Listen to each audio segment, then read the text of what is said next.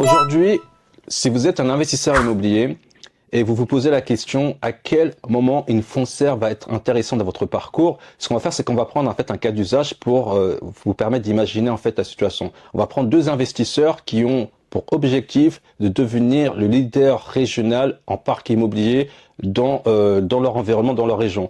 Et donc forcément, cela signifie quoi?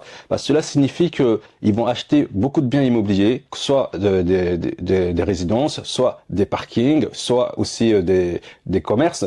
Et donc ce qui va se passer, c'est qu'à un moment donné, le fait de gérer le flux financier en fait de ces actifs immobiliers, en fait le fait de gérer ces actifs financiers à un seul point au sein d'une foncière va permettre en fait de rationaliser en fait tous les revenus qu'ils vont avoir au sein d'un même point. Donc là, on reste vraiment dans la partie financière.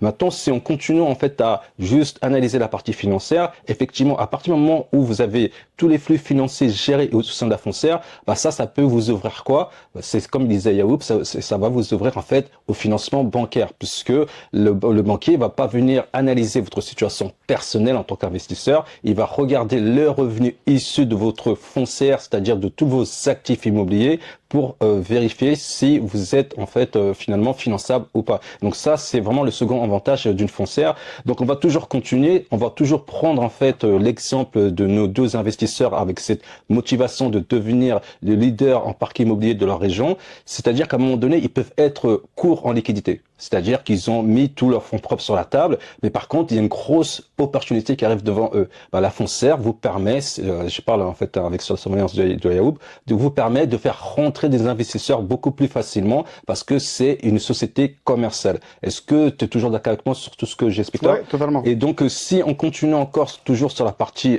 financière, là, on va toujours parler de fait de léguer en fait votre patrimoine, vos actifs à vos enfants, à votre femme.